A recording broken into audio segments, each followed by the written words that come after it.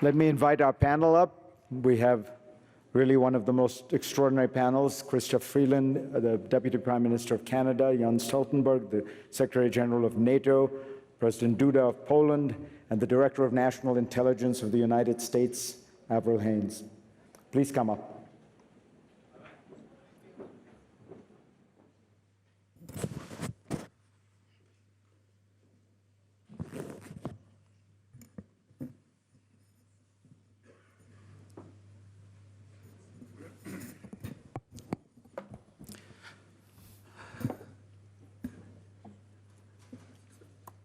Let me begin, Avril Haines, with you, if I may. American intelligence these days has a justified reputation for being very good, having very accurately predicted what was going to happen in Ukraine last February, so much so that I remember this well, that people in Ukraine did not believe it. People in the West, in Europe, did not believe it. But you continued to press that that was, in fact, what was going to happen, and it did. So, what's going to happen next? Where does it look to you like the war is headed? Well, first of all, thanks very much, and it's a great honor, frankly, to be on the stage with all of the participants, including you, Fareed. I think we should be humble about, honestly, our capacity initially in identifying the threat. And, you know, even for ourselves, it took us a while to really adjust and absorb the fact that this was a real possibility that Putin was considering. And as we went out and we talked to our colleagues, obviously, in Ukraine, but also in the rest of Europe and around the world, we learned a lot from them and ultimately, obviously, came to the conclusion that this was real and continued to push on this issue. In terms of what's next, I mean, I think it's very much, the way we would say it is not a stalemate, but really a grinding conflict at this stage, where quite literally we're talking about hundreds of meters being fought over in the context of the front lines. And, you know, and I think very much, again, as President Zelensky noted and our own analyst note, is that during the winter, we expected the tempo essentially to be reduced to some extent. And we're watching, nevertheless, I think, some just brutal fighting on the front lines in this space. But I do think, in many ways, and you know, my Ukrainian colleagues, Deputy Prime Minister and others will have a better sense of this, but I think from our perspective, both militaries obviously have challenges. It will be extremely important for Ukraine to receive essentially military assistance and economic assistance moving forward in order for them to be able to continue to manage what they have been heroically doing. And on the Russian side, we see also significant challenges: ammunition, supplies, morale, exhaustion, some dysfunction in the leadership, and so on, things that are, I think, making it more difficult for the Russian military as well. But I think I'll leave it to that and let others. Well, I thought we might get the view from Ukraine, because it does seem to me that what Putin is doing now is he seems to have decided he cannot defeat the Ukrainian army, but he is going to try to crush Ukraine, to defeat Ukrainian civilians, as it were, by massive bombardment of, you know, civilian housing, power stations, water treatment plants. Can you describe for us exactly the nature of the devastation and what can Ukraine do? Can it manage to keep life going?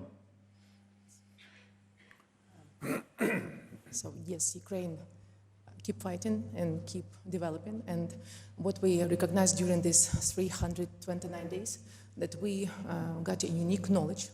And I think that you feel it, that we can, our army train to use military technology very quickly. We know how to use military tech on a battlefield, and we want to use this knowledge, and we want to share this knowledge with the global world. But as I think that it's a unique experience for Ukrainians, as we can maintain energy grid under the constant missiles attack. Our teacher provided a lesson for the children despite of the shelling. Our trains come in time 96%, and I think that it's unique knowledge, and I think that this knowledge can share with the global world, as global world will require the new skills. And Ukrainians during this war, I agree that it's another perspective and it's another look at the wartime, but still we can offer to the world new skills and new Ukrainians that are born in Ukraine right now. So that's why I think that it's something we can offer to the world and something that can attract foreign investment today, even during the wartime. So we are very grateful for the IFIs that provide us with financial aid last year, and President Zelensky noticed, and it helped us to keep macro-financial stability. But what we do next, we need to start this early recovery. And of course, we're not able, like a developed country, to provide some incentives for companies, but we're able to provide this new energy, we're able to provide these new skills that we get through these 329 days of the wartime. President Duda, it seems, it is striking to me how strong the West has been, and other parts of the world as well, in supporting Ukraine. Do you think that the response is strong enough? And more importantly, what everybody worries about is will it stay strong? Robert Gates and Condoleezza Rice wrote an article recently in which they said Putin's goal, his strategy, is that he will outlast the West.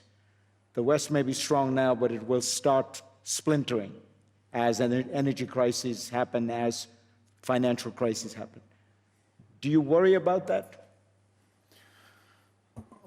First of all, I would like to thank you for your invitation, me to sit here in such a distinguished group of the participants of that panel, and with the Deputy Prime Minister of Ukraine, and in this very room with the First Lady of Ukraine, Olena Zelenska. Olena, thank you for coming.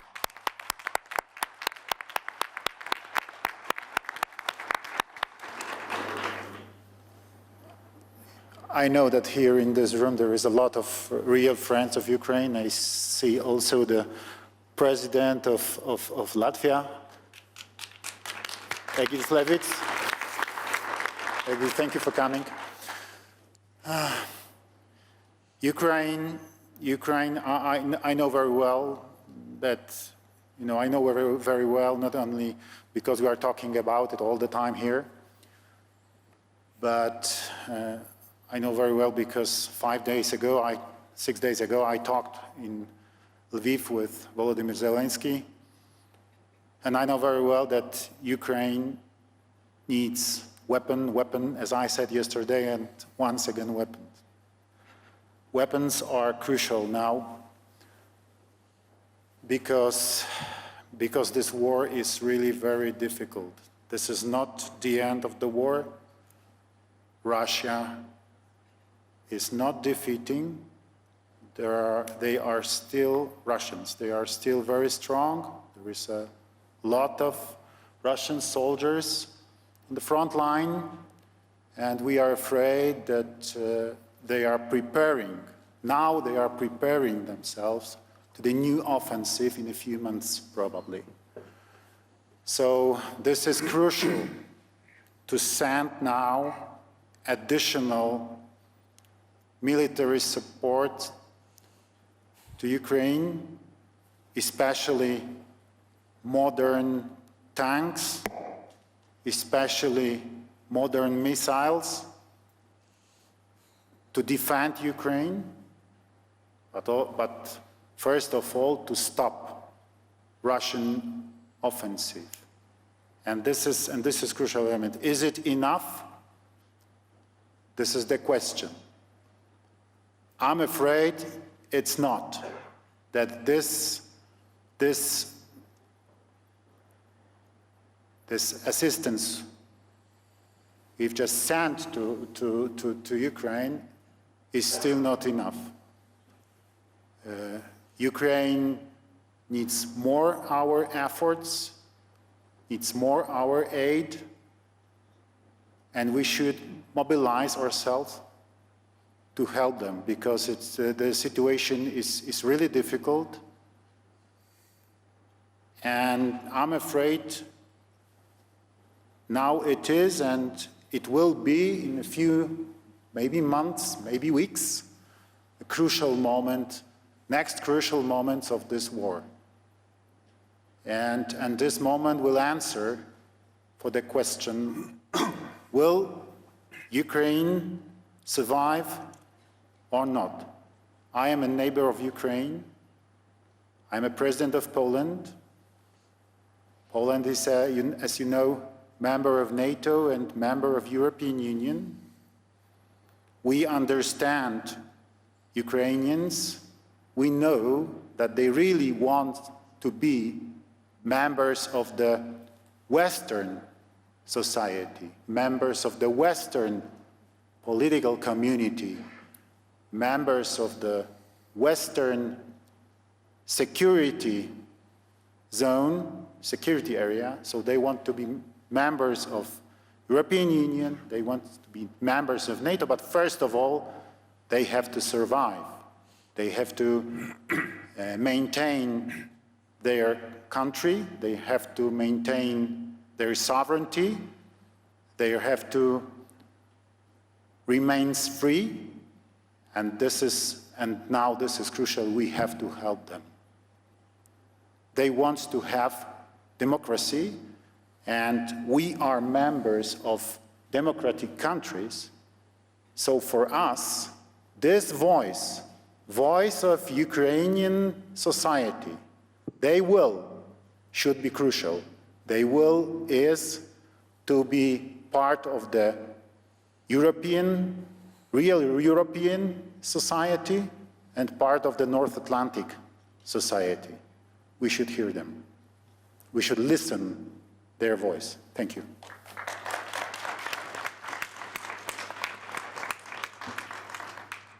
Krista, there are two deputy prime ministers on the podium, so I hope you don't mind, Krista, if I call you Krista.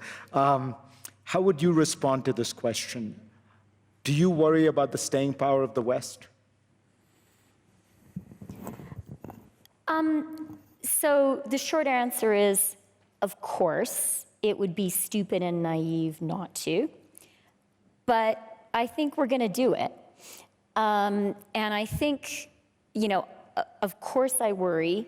I am ultimately extremely confident. And I'm extremely confident first and foremost because of the magnificent, magnificent job Ukraine is doing. We saw President Zelensky just now.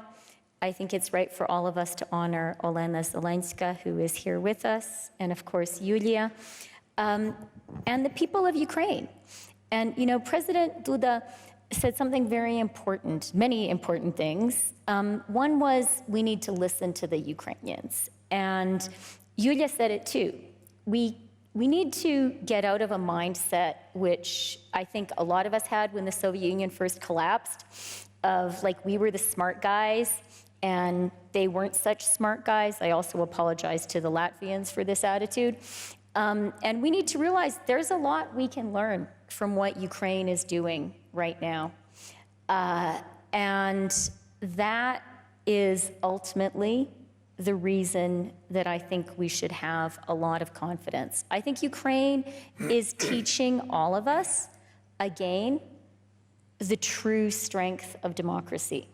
Something that in good times, it's easy to not think about that much, Fareed. And I think what we see in Ukraine is people who are free, people who understand what they're fighting for, and I think very critically, people who have social solidarity. It is so important that President Zelensky is there, that you have millionaires, multimillionaires, and their sons and daughters in Ukraine and on the front line. This is a fight of the whole country. So that's the first reason I'm confident. But the second reason I'm confident is, President Duda quite rightly pointed out that this is a fight ultimately about values, and it is.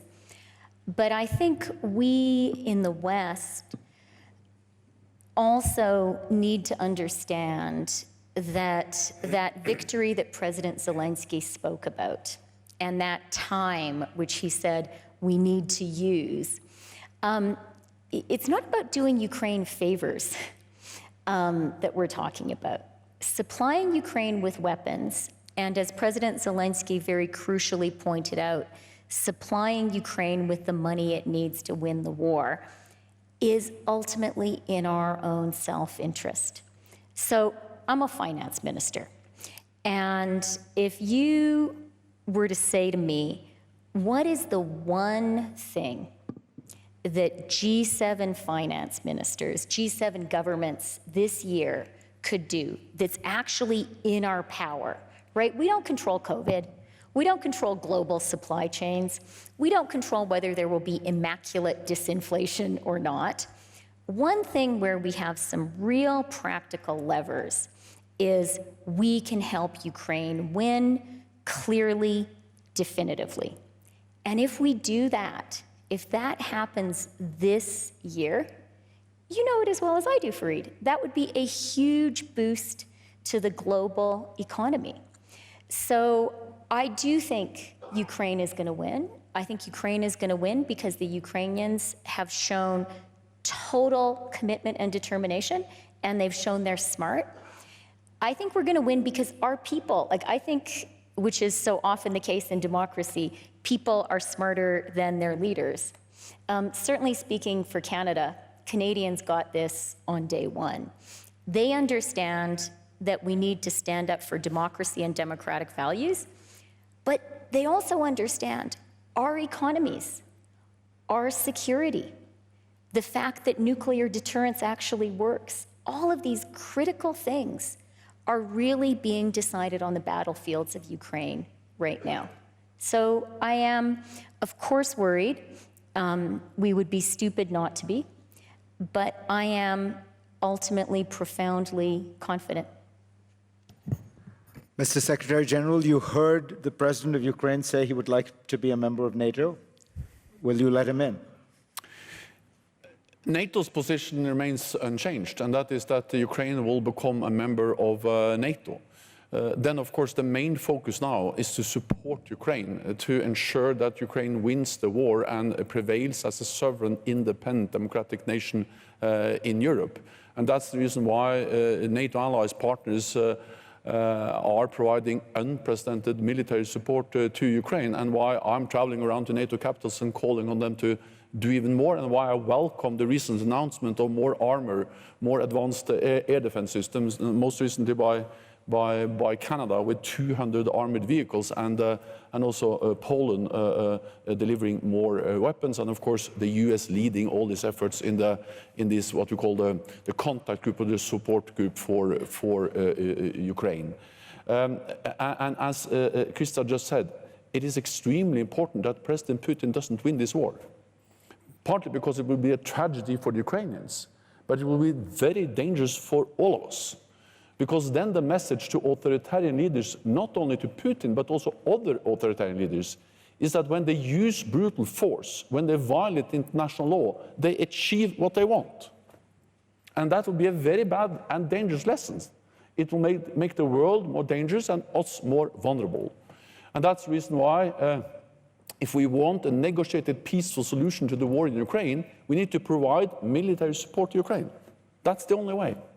Weapons, they are the way to peace. And that may sound like a paradox, but the only way to have a negotiated agreement is to convince President Putin that he will not win on the battlefield. He has to sit down and negotiate. Nobody knows how this war will end. Most likely it will end around the negotiating table. What we do know is that what happens around that negotiating table is totally dependent on the strength of the battlefield. And if we want Ukraine to prevail, then they need the military strength.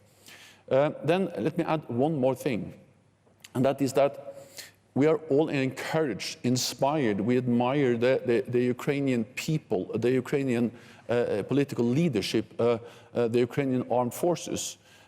At the same time, I think it's very dangerous to underestimate Russia.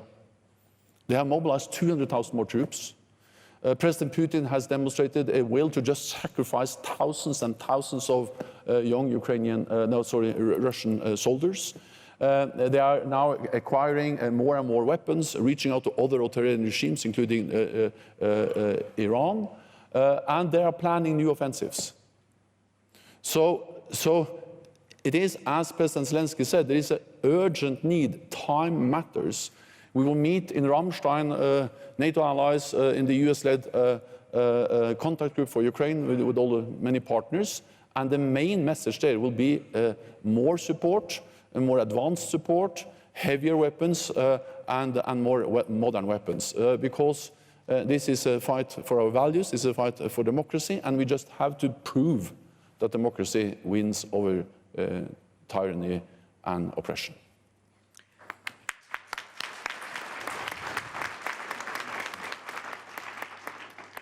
Avril, you are President Biden's senior-most representative here at Davos. What would be your message in the context of what President Duda and the Deputy Prime Minister of Canada and the Secretary General of NATO said? What would your message be to Ukrainians about what America will do to help the Ukrainians? About what? What the United States can and will do to help Ukraine? I mean, so I'm the intelligence community and I don't do policy, but obviously President Biden and the United States have allocated hundreds of millions of dollars, weapons, and in fact, billions of dollars in support for Ukraine. And honestly, I mean, I think maybe one way to think about it is on top of everything else that's been said about the impact for the world in the event that Ukraine does not succeed, are a series of other things. There is clarity about the fact that, honestly, the conflict in Ukraine has global implications beyond the rule of law, beyond even the values piece, all of which I would prioritize in many respects, but for economic implications, it has consequences for us in thinking about the strength of our alliances. It has consequences for us in thinking about how it is that we're going to manage crises in the future, where we have actors that violate the rule of law and the charter and the order that we have set up. It also has consequences from a proliferation perspective, which is to say that the nuclear saber rattling that Russia has done is another message that's been sent to other countries in this context. I think there are many who are watching what happens in Ukraine, and it will affect how they address conflicts in the future. So I think there's just no question that it is in all of our interests to support Ukraine as much as possible. I think Deputy Prime Minister of Canada said it exactly right, which is to say that yes, we do want to support Ukraine for Ukraine because we're watching what they're going through and we want to be there for them, and the heroic actions that they've taken are extraordinary, but we're not doing it just for Ukraine, we're doing it also for our self-interest. And there are a series of ways in which you can look at this to recognize the implications for our foreign policy, our national security collectively moving forward. You know, the Ukrainians are asking for more and more advanced weaponry, longer range. Do you think the administration is likely to move forward on some of those requests? Again, I'm sorry, I just can't speak for the policy community in this scenario as the intelligence officer, but I mean, I have seen, obviously, the president and his national security cabinet in the policy space continue to move forward on a variety of requests, and I think that will continue. President Duda, you talked about how you believe how urgent and important it is to act now. But I do want to ask you a little bit more about this question of the staying power, partly because your country has done an extraordinary job that I think sometimes we don't adequately recognize. You've taken in over 2 million Ukrainian refugees, and there are no refugee camps. These are all people who are being housed individually by individual Polish families in their homes. Do you think this can go on for years? I mean, you're a politician, you understand, do you get the sense the Polish people are getting tired of playing the role of host to all these refugees? Well, thank you. Thank you very much for this very important words. Because I want to stress that I'm really very proud of my compatriots, Polish people. They didn't need any encouragement to go to the borders to help Ukrainian refugees. We call them Ukrainian guests because they are our neighbors and guests. They are in very difficult situation, but we fully understand that if there is anything we can do for defenders of Ukraine, for Ukrainian heroes who defend Ukraine every day, for those fathers, brothers and sons, we should protect their families, their wives, their children, their sisters, carry on them, and we are trying to do our best. As a neighbors, and this is something we know very well. Yes, this is something we treat as a natural thing, as a normal behavior. This is the first. Second is assistance. Poland remains committed to continuing to provide Ukraine with military equipment. Ukraine needs to defend its sovereignty, to defend its independence, to defend its border, and to, I hope, to win this war and to defeat Russians. Because this is a crucial element. So I'm very grateful, Mr. Secretary General, dear Jens, for this very important words you said a minute ago. Because, as I said before, we talked with President of Lithuania, with Gitanas Nausėda. We talked, we had a meeting in Lviv 6 days ago. We called this forum Lublin Triangle, Lithuania, Poland, and Ukraine. So there was a meeting of 3 presidents. And we talked about the coming NATO summit in Vilnius, yes? And we said to Volodymyr Zelensky, Volodymyr, we can assure you that doors to NATO are still open for Ukraine and we support your future membership in NATO. Volodymyr said, okay, guys, thank you very much. I'm really grateful, but listen, frankly, I don't want to hear the same story once again, okay? I need guarantees. I can understand that you can't agree on our full membership in NATO now because we have war. And taking into account Article 5 of the North Atlantic Treaty, it's impossible, and I understand it, he said. But I need guarantees. I need guarantees for my country. I need guarantees of security. And please talk with your NATO allies because we need it. We need it immediately. And if you decide to give us these guarantees during the upcoming NATO summit, it will be real success. Success of NATO and success of Ukraine.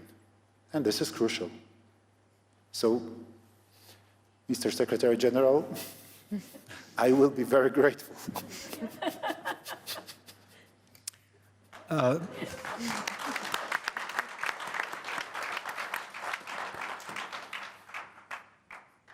Yulia, can I ask you to give us a sense of the, I mean, you must have given some thought to what will it cost to rebuild Ukraine? Looking at the devastation, we look at the photographs and the video, and it's like something out of World War II, because I really don't think we have seen the targeted destruction of cities in quite this way. People sometimes refer to the Russian bombing as indiscriminate bombing. I don't think it's indiscriminate. It is discriminate, it is targeted precisely at civilians, at civilian infrastructure. It is designed to destroy civilian life. When you think about this problem, because you are likely to inherit it, how help us understand the scale of what you're thinking about? Okay, I will. So I want to tell that Ukraine fight on two fronts. One is a military one, another one is economic front. And if we speak about numbers and figures, so if you look at the World Bank estimation, on September, the number was $350 billion US, but now we estimate that it might be up to 1 trillion, as you know, every day our energy grid under the massive missile strike. So every day we get another damages. That's why it's so important to find a way to supply us weapons, to give us guarantees, to help us, and with contribution, that is contribution to the victory, for the victory, to find a way how to obtain the victory, get the victory in the nearest year, this year, let's say like this. As I think no one doubt that Ukraine will win this war. I think no one doubt.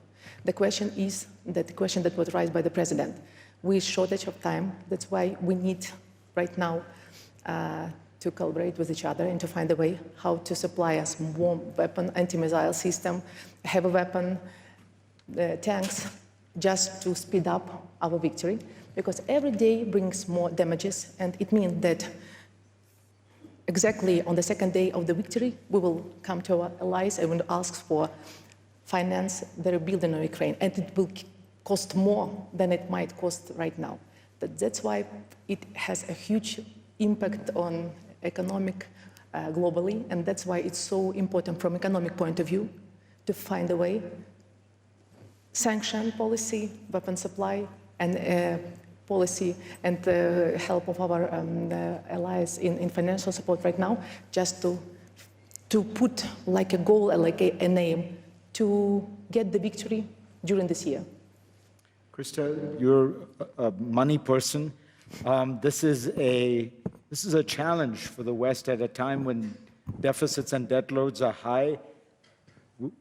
Will it be possible to provide Ukraine with the kind of assistance on the scale it needs to rebuild? Well, before we get to rebuilding, we have to support Ukraine in its fight, and we have to support Ukraine to victory. And I do want to emphasize something that Yulia said about the economic battlefield. And I think she's exactly right. The weapons, absolutely essential. But one of the remarkable things happening in Ukraine right now is it is a functional state. As Yulia said, trains running on time 96% of the time. When President Zelensky went to Kherson, liberated Kherson, one of the first things he said is, now you will get your pensions, and we're going to pay you all the pensions you didn't get when you were under occupation. I think we cannot underestimate how important Ukraine's continued existence as a functional state is to the winning of the war. So we need to get the money now. And it's remarkable, Yulia, bravo, that you guys have been doing it. And we need to continue to support that effort. We heard, I think, from Yulia thanking the international financial institutions, but we need to keep going. Ukraine needs an IMF program. We should make meaningful progress there in the first quarter. And the countries here need to continue to provide support. You spoke, Fareed, and you're absolutely right about being sure that there's public buy-in. So I'll tell you one thing that we did in November, which is Canada issued Ukraine sovereignty bonds. These are guaranteed by Canada's AAA credit rating. They're a Government of Canada bond, but all of the money was earmarked to go directly to Ukraine. We issued $500 million worth of sovereignty bonds, and they were sold out in less than 2 weeks. The Central Bank of Poland bought some of those bonds, so thank you very much, Pane Presidente. And, you know, I think we as democratic Western leaders need to also be, you know, President Zelensky is doing a great job of making sure that our people understand the importance of this fight. I think we also need to be doing that job, and we need to be sure that we are talking, you know, in my case with Canadians, about why this matters. And I actually find they tell me why it matters, but I need to give them opportunities to be part of this fight. And I want to quickly pick up on one thing that Avril said that could kind of get missed, I think, in the flow of all the things we've been talking about, which is the nuclear deterrence point. And I think this is one element, you know, when we talk about the benefits that we get from a Ukrainian victory, one of them that I think we have to really be mindful of is what a Ukrainian victory would mean and what a Ukrainian defeat would mean for nuclear weapons and nuclear proliferation in the world. Because I think if Ukraine were to be defeated, then what that tells you is no matter how much you want your sovereignty, no matter how united you are as a country, no matter how prepared you are to fight, if you are fighting a bigger country that has nuclear weapons, you're going to lose. And think about the message that sends to smaller countries around the world. I think an extremely dangerous one.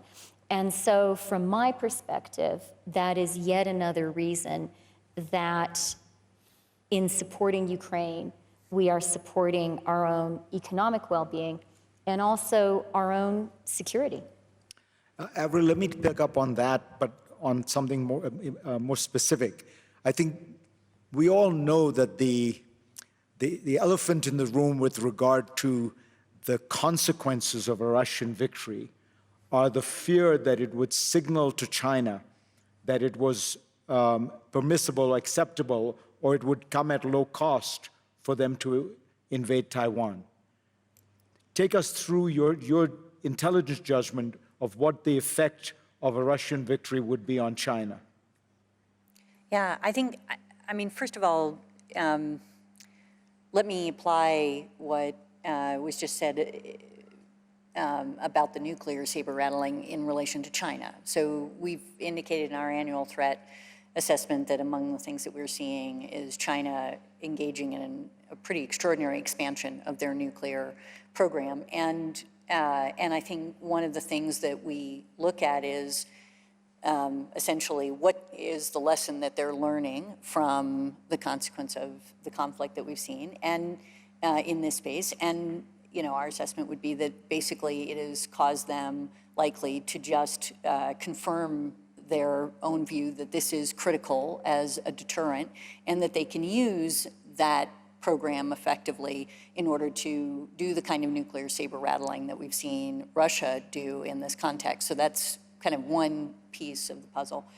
Another, to your point, is that I think, first of all, we haven't seen ultimately the final chapter, in effect, on this. And so we can't really give you, here are all of the lessons that China has learned as a consequence of the conflict. But I think there are a couple of things that are worth highlighting. One is that I think it is likely that we exceeded their expectations in terms of our capacity to join together, you know, as an alliance of states across the world to actually counter Russia in this space. So that would be one, and particularly on the sanctions piece. And I think one of the challenges is that sanctions in the context of Russia versus China have some interesting differences, right? So if you were to enact a significant ban of sanctions vis-a-vis China, you're likely to have greater impact on China because of its integration with the world economy. At the same time, it will also create more sacrifice, essentially, in those who are enacting those sanctions. So that's one piece of it. Another, I think, is the export control piece. We've really, you know, export controls are used in a pretty remarkable way during this conflict, and they've been quite effective, so far as we can tell, in and targeted in their impact, and they've been done as a coalition, which I think is another aspect of it that's important for countries that concern themselves with disadvantaging their own businesses in the context of export controls. And so that's another, I think, thing that China is likely watching, and you know, we see both China and Russia doing a lot of thinking, as they have in the past, about how do you effectively create a system that provides you with greater resilience so that you can counter the actions of those sanctions. But I would say one of the things that is remarkable is the way, I think, in which the coalition of states that have enacted sanctions have been capable of kind of watching how the evasion has been operating on Russia's side and adjusting as a consequence, and therefore maintaining some of the pressure that exists in this space. You know, another issue that they're almost certainly watching is the kind of information war that Russia is waging, and trying to think through how it is that that goes. And I think we've also seen, you know, China ultimately, you know, in our view, engage in a number of activities that are supportive of Russia, and yet not coming out explicitly in support, and feeling a little bit uncomfortable about where that puts them in these spaces. So I mean, there's a number of things that we could continue to go down the road of, and certainly there's military kind of lessons that they're undoubtedly learning. You know, and among the things that would seem most likely is that you really want to overmatch, essentially, in this context, and have a quick conflict, as opposed to allowing effectively the world to come together to provide assistance and to help in these spaces. But I think it is still a story to be told as we kind of watch this move forward. Secretary General, can you give us an update on where things stand with Sweden and Finland's accession to NATO? It does appear from the outside that the Turks are simply blackmailing NATO, or Sweden in particular. It feels like a bargain where they, you know, they just keep asking for more until they get, because they know at the end of the day they have leverage right now. It feels inappropriate for NATO to have to behave like this. It looks more like a bazaar. Well, I'm confident that Turkey will finalize the accession process for Finland and Sweden. I cannot tell you when, but I'm confident for several reasons. First of all, Turkey was one of the NATO allies that at our summit in Madrid in July last year actually decided to invite Finland and Sweden to become members of the alliance. And all NATO allies, also Turkey, a few days after, signed the accession protocols. And so far, 28 out of NATO's 30 allies have already ratified. This is the quickest, fastest accession process in NATO's modern history. Normally, accession into NATO takes years. It's less than a year since Finland and Sweden applied. They applied in May, they were invited in July, and already 28 out of 30 have ratified. Second, we need to understand where we started. Weeks or a couple of months before the invasion of Ukraine, President Putin proposed a security treaty with NATO, where he actually outlined some key demands. One was that NATO should guarantee no more NATO members, no further enlargement of NATO. The other main demand was to remove all NATO forces infrastructure in all allies that have joined after 1997, meaning the whole eastern part of the alliance. Of course, we did reject those demands, but it demonstrates that the purpose, the aim of President Putin is to get less NATO. He's getting exactly the opposite. Hours after the invasion, we significantly increased the number of NATO troops in the eastern part of the alliance, including in Poland, to send a very clear message to Moscow that there is no room for misunderstanding about NATO's readiness, ability, commitment to protect and defend all NATO allies. And that is to prevent escalation, because it's extremely bad what's going on in Ukraine now. But of course, if this escalates to full-fledged war between Russia and NATO, it becomes even worse. So the increased military presence in the eastern part of the alliance is not to provoke a conflict, but to prevent the conflict, preserve peace, send a clear message of deterrence to Moscow. That is more NATO, is getting more NATO on Putin's border. The other thing is that Finland and Sweden applied because of the threats he conveyed. They actually realized the door was going they were afraid that the door to NATO was closing, so they asked to get in. And they will become members. And the last thing I will say on this is that Finland and Sweden are in a very different place now than before they applied. Because since they applied, several allies, including the United States, have issued bilateral security assurances.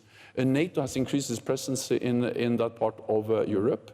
Finland and Sweden are now, as invitees, participating in NATO's political meetings, consultations, and are more and more integrated into our military structures. So it's absolutely inconceivable that there will be a military threat against Finland or Sweden without NATO reacting.